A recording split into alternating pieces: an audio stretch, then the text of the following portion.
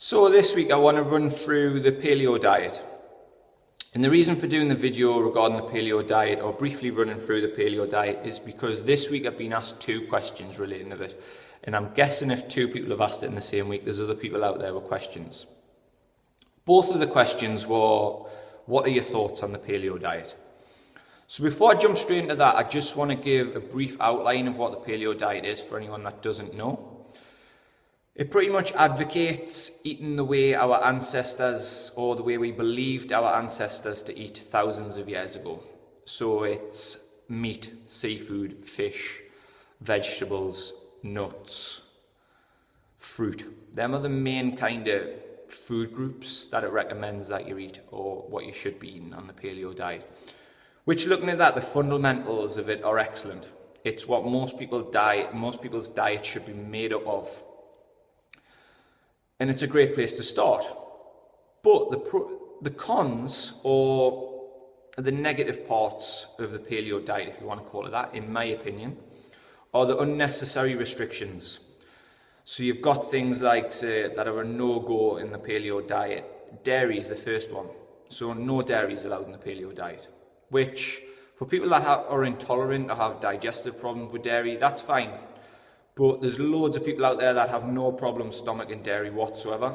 So there's no reason to really cut it out of your diet. The other one's grains, so wheat, barley. It's pretty much a gluten-free diet, which is excellent, again, for anyone that has any problems with gluten. Intolerant, sensitive to gluten.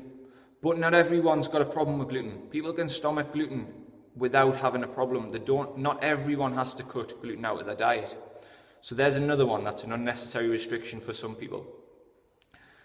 Another one that I know is a no-go of the paleo diet is alcohol. And when I would normally say to most people you should limit your alcohol intake, the whole idea of cutting it out completely would ruin some people's social lives. So I wouldn't recommend cutting it out completely. There's no reason to cut it out completely. Yes, limit alcohol intake, but I don't see why it needs to be coming out of the diet completely. And the last one, pretty much why me and paleo diet don't work at all.